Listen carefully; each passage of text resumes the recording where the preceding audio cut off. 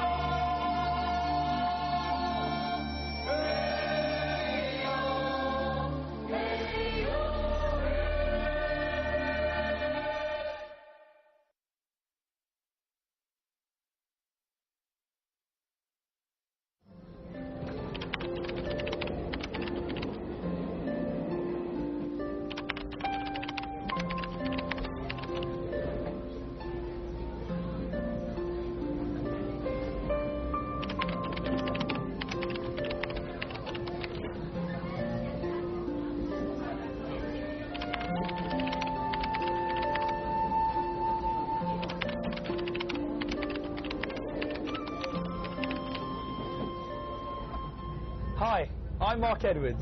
Welcome to Travelogue and welcome to our Taiwan series.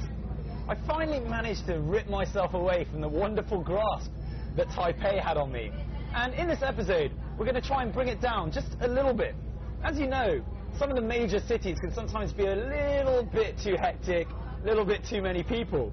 So we are going to jump to the exact opposite end of the scale. I've hopped onto the old Pingxi railway line and to one of the older trains that takes in a lot of the smaller villages around Taipei and beyond. So hopefully we're going to get to be a lot more relaxed and a lot more laid back. So get comfortable. In Taiwan, it's possible to cover the whole island by train, which is a fantastic way of getting to see the natural scenery. This is one of the oldest and most famous railways in Taiwan. We start our journey from Jintung, where the station was built in 1930, entirely of wood. The Pingxi Railway, originally built to carry coal to Keelung, is a highly scenic 12-kilometre ride. Its narrow-gauge tracks ferry nostalgic tourists and escapist city folk looking for some peace and tranquility.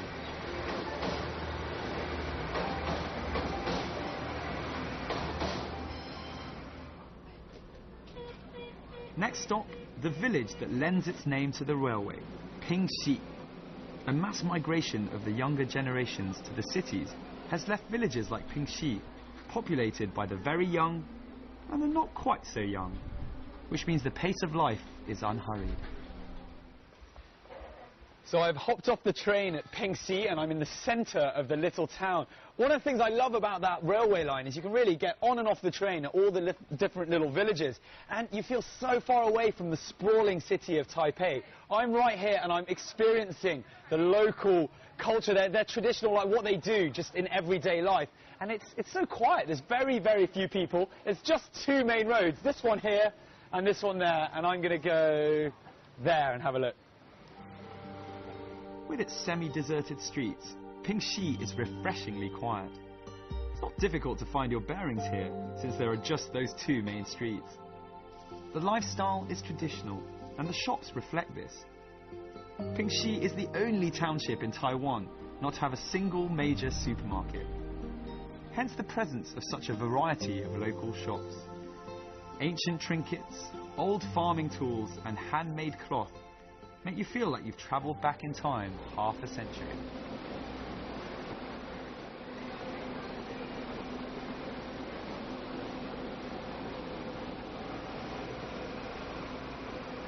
The reason the train is so packed now is that the next stop is without a doubt one of the more popular ones on the line. It's the village of Shifeng, which is famous for something quite special. But more of that in due course.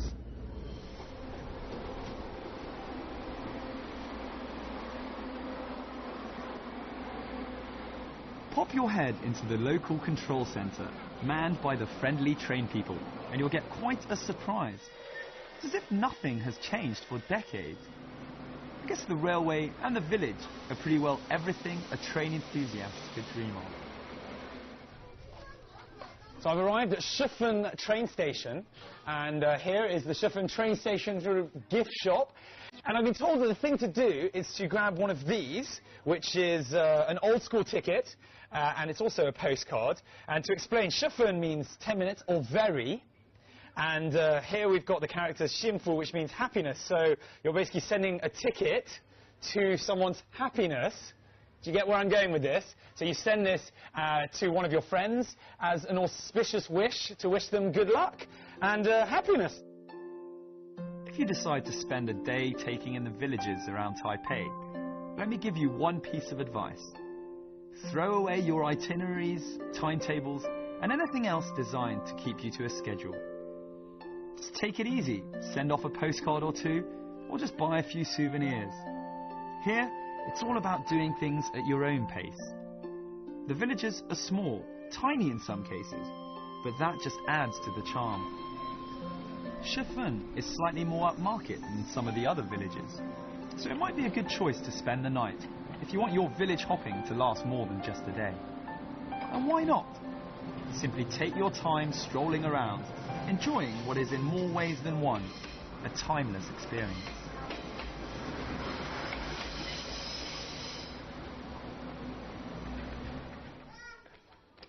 So I'm in the middle of the railway tracks at Shifeng train station, and the tracks came first, and then the town was built around. So to the locals, it's very much part of their life, where it brings customers to the shops that are on both sides. It's not the safest thing, if I'm going to be honest, but, you know, everyone, each to their own. Whether there are tourists around or not, life in Shifeng continues to follow its very languid course. That said, it's probably a good idea to avoid the weekends, because the crowds may spoil your enjoyment of the calm and tranquility. Don't worry though, there are plenty of modern hostels, cafes and restaurants here. And so, on to Shifeng's chief attraction, lanterns. Whether you're here during the festival in late January or February or not, you'll find that this place lives and breathes lanterns. The entrance of the cafe I'm chilling out in is shaped like a lantern, as are the carriage doors on the train that brings you here, and even the windows. In fact, everywhere you go in Shifeng, you'll see reminders of its most important product. There may be commercial benefits, but above all, it's a tradition. As the owner of this quaint little shop explains to me, he's been making lanterns since he was a boy. To him, making and then flying the lanterns is the way people here send good wishes to the world. 天灯是我们以前小时候就在玩的，在我们那时候小朋友把它当成是玩具啦。那天灯它所代表的含义，也就是幸福平安。Here in Pingxi, the story goes that a long time ago, the village was always plagued with bandits at this time of year.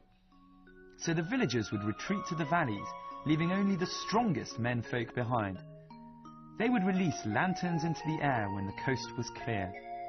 And that's how releasing lanterns has come to symbolize a wish for security and peace. These days in Pingxi, it's not just the strong men who release the lanterns. Everyone has a go. You get the most fun by doing it as a couple or as a team. Put those good wishes down, or get those secrets off your chest, and then stand back and wait for them to come true. Or at the very least, watch them float away in the air and wonder who may end up reading them.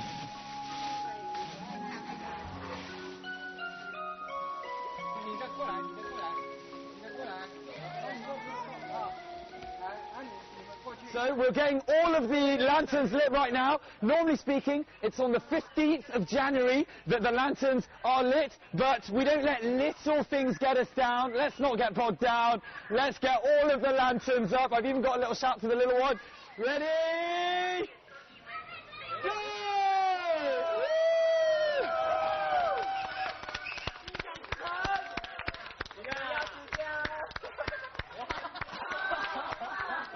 Get it up! Get it up! Go on!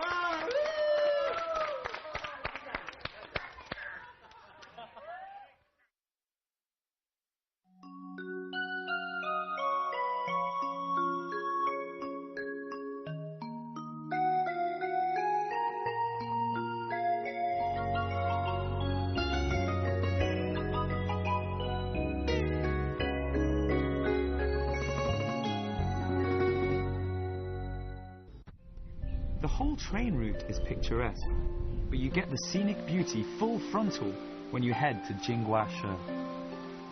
Nestling in a small valley, Jingguashi is surrounded by mountains, flowing rivers, and a majestic view over the sea. Oh, and then there's one more attraction: gold. The Gold Ecological Park is a mixture of museums and mine buildings, most of them dating from the early 20th century, although the majority have been restored. There's something here called the Benchen Fifth Tunnel Experience. It's a 180-metre section of renovated mine, and it's an experience all right. Dark, dank, and with a hint of intrigue. The tunnel network extends for more than 600 kilometres, and in parts it descends down as far as 132 metres below sea level. Wow, well, don't know if it's just me. I actually love little places like this. I find them, I don't feel claustrophobic, but I don't have to come down here every day like the people mining used to have to. This is the 5th tunnel of 9, and the 9th one used to actually go under the sea to go and look, all of them looking for gold. This is fine for me for 10 minutes, quite enjoyable, but whole lifetime, I don't know. If you happen to come on your own, never fear. You won't be lacking in company. There are wax exhibits inside, with speakers recreating the banter of old. Do bring a jumper though, as it can get pretty nippy down there. Beyond the Benchen Tunnel, and an almighty contrast to the blackness of the mines, is the Gold Museum, giving you a well-illustrated introduction to the history of mining in the area, including a description of gold extraction techniques. So if you're strapped for cash, just watch the documentary and take some notes. Oh, I don't know why I bothered hunting for gold down in the mines when it's been up here all the time. This is said to be the largest man-made gold brick in the world, and it's worth over $5 million. I'm touching $5 million right now. Come and give me a hand, come on. A quick 10-minute drive to the other side of the mountain, with the ocean keeping you company, you come to Jiufen, literally meaning 9 parts. It began life as a gold rush town and is now an arts and crafts mountain retreat. At the turn of the 20th century, just 9 families lived up in these hills, hence its name, which is a reference to provisions being divided into 9 parts for these people.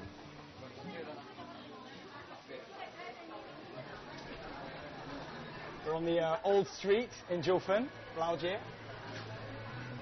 Lots of small snacks, check them out. 这个是什么？椒盐。是甜的？咸的。 Today, the main attraction in Jiufen is its narrow streets lined with tea houses, souvenir shops, and places to grab a well-earned snack after the trek up the hill. In the old street, you can mingle with the local people whilst trying out the traditional local grub. Apart from filling your stomachs, another imperative is to find a vantage point overlooking the sea. The views are simply stunning. So it's no wonder Jiufen has become a popular movie location. the 1989 film City of Sadness, which was set here during the Japanese occupation, brought a flood of travellers out to the old village. They were in search of a way of life that had all but been swept away in the charge to modernisation. In this restaurant, the owner's parents made mining tools during the gold rush. Now, the children are making their money from the tourist rush. So I sweated my way to the top at Jiufen, and I finally managed to come to a nice coffee house where we're overlooking the sea behind me, and I'm catching some sun. It's a perfect place for half a day to have some manly cocktails and work up your tan. Cheers. In the 1930s, Jiufen was so prosperous that it was known as Little Shanghai. However, in the 70s, after the gold mining stopped, so did tourism, until some artists arrived, sparking a resurgence in Jiufen's fortunes. Cheap, with stunning views, the artist's advert almost writes itself. With the artist's arrival, Jiufen's shops underwent a significant change. Handicrafts and real works of art began taking the place of the typical tacky souvenirs that you can find in so many similar places. Among the artists who have made Jiufen their home is Chu Xidong. He's one of the most famous painters in Taiwan, although his name is chiefly associated with a little-known art form. Asphalt isn't something you'd normally think of as an alternative to paint, but try telling that to Chu. It all started one day when he noticed how a newly tarred road glistened in the natural sunlight. Being an artist, he naturally wondered how asphalt would perform as a medium of expression. With asphalt being cheap and readily available in Jiufen, due to most of the roofs there being made of the stuff, it proved to be a brilliant move.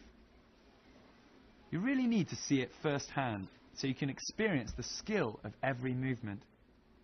Who would have thought that asphalt could be used to create such a vivid portrait? Oh, I mean, you've probably seen asphalt used for floor on the floor or used for roofs, but I'll tell you what, I've never seen it used to paint a picture like this. That is so impressive. Yeah, I'm blown away. 真的太棒太棒！你什么时候开始画吗？大概改用柏油是差不多30年前。因为我认为说画画的材料太少，只有油画、水墨、水彩。所以如果说多一种材料，就多一条路嘛。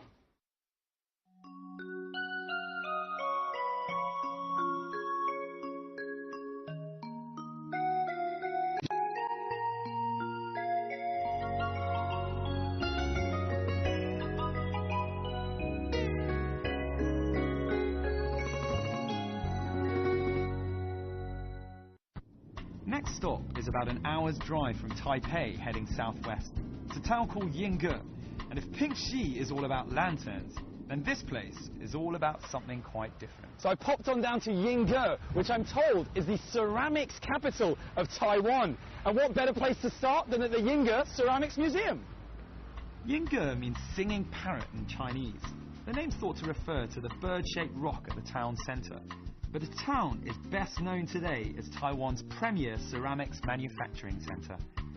The Ceramics Museum tells you everything you'll ever want to know about Yingge's history and about ceramics in general.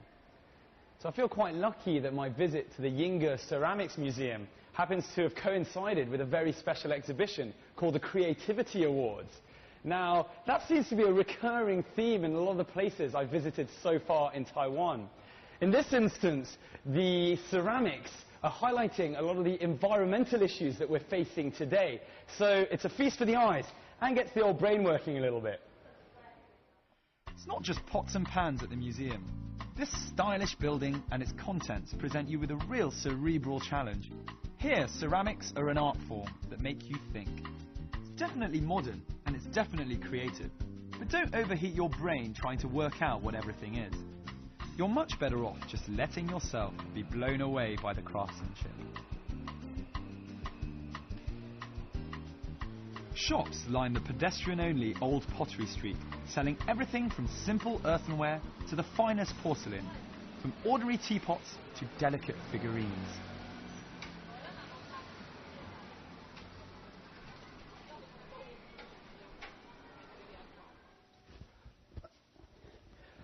Well, when you're in Yingge, you can do your very own, hold on, let me get this on straight.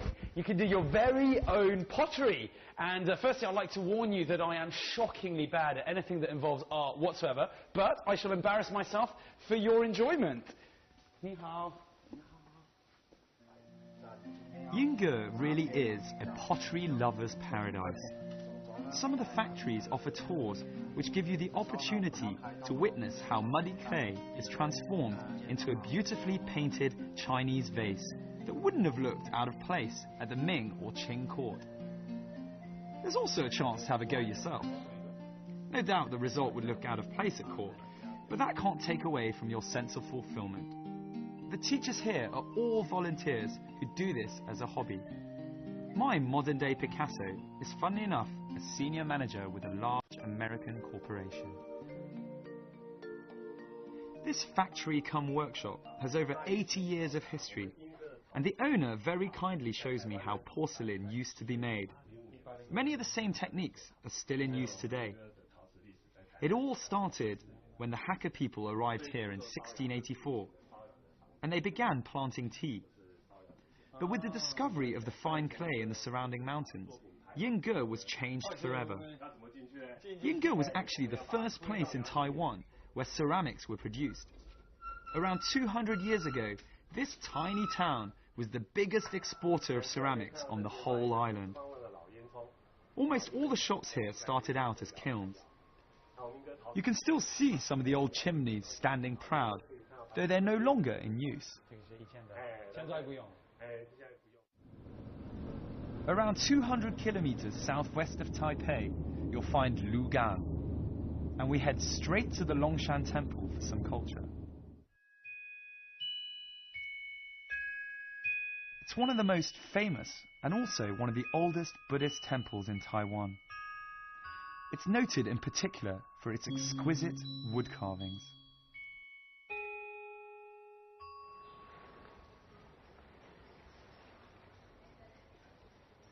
So I've had a brief explanation of how these temples in Lugang came to be. And back in the day, early Chinese settlers coming from the mainland would bring lots of different gods with them across the choppy waters to give them safe passage down to the island. Now, when they landed, they would build these temples as a way of thanking their gods for this. And in this particular case, we're at the Longshan Temple, the Dragon Mountain Temple, which was built 300 years ago, dedicated to Guanyin, the goddess of mercy. But there are several temples in Lugang, and some of which are actually side by side.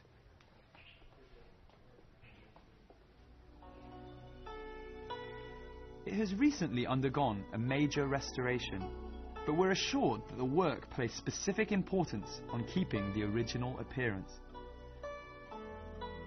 The Chinese opera stage in the temple complex has the oldest surviving octagonal caissons in all of Taiwan. They generate an effective resonance that enhances the opera experience. This temple is a replica of its namesake in the town of Anhai in Fujian province, where some of the earliest settlers in Lugang came from. There are many more Longshan temples in Taiwan, but this is one of the most well-known.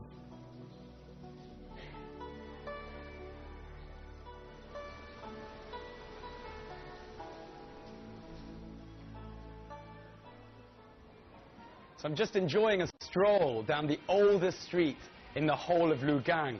And it really is very relaxing just looking around at some of these shops. And I've had a look inside, and they actually still stock some of the old brands that have been around for a long time. But this is the street where the whole town developed from. Lugang means deer harbour, an allusion to the herds of deer that once roamed the nearby plains. This ancient inland port lies sleepily near the shore of the Taiwan Straits. Back at the time of the Qing dynasty, it was a major port of entry for the waves of immigrants making their way from Quanzhou in Fujian province. Lugang is particularly interesting because it offers a rare glimpse of old Taiwan. Despite the town being noticeably modern, many of the narrow residential lanes have changed little since the Qing dynasty days. We've only been here for one day, but still we've managed to get a sense of the popular lifestyle here, and of how the past lives on in so many ways. If I were you though, I'd definitely spend longer in Lugang. Unfortunately, this is the part of the episode which I normally cannot stand. However, it's with a slightly more bittersweet feeling that I'm approaching this one, because we've still got so much of Taiwan to discover in the rest of the series. I hope you've enjoyed the last half an hour and our focus on a somewhat more leisurely aspect of Taiwan, where some of the old towns and the old villages really highlight the difference between the hustle and bustle lifestyle that you can sometimes find in the major cities. Must stress though that those old towns really were hand-picked, and there are many, many more in Taiwan for you to discover, where tradition, culture and this slow pace still remain. I'm Mark Edwards, and I'll catch you very soon on another episode of Travelogue.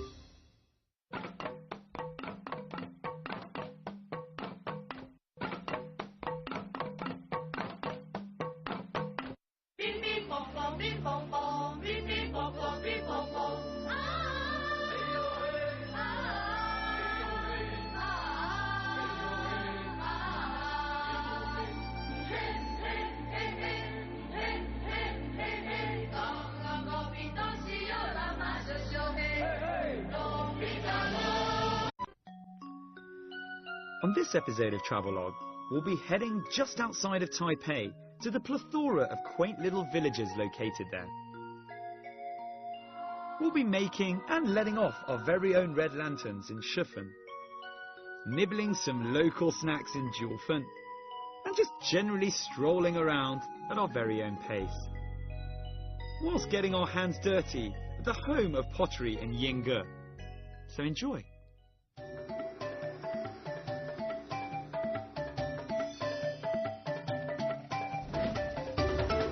A little bit. As you know, some of the major cities can sometimes be a little bit too hectic, a little bit too many people.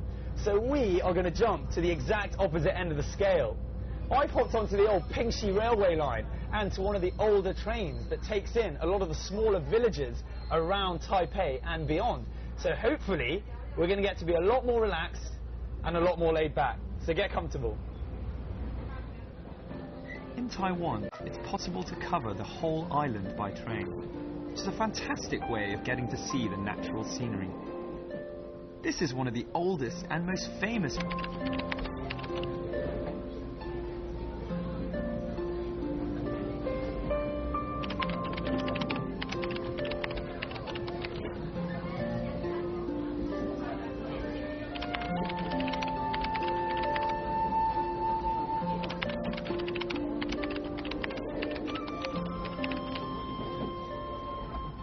Hi, I'm Mark Edwards. Welcome to Travelogue and welcome to our Taiwan series.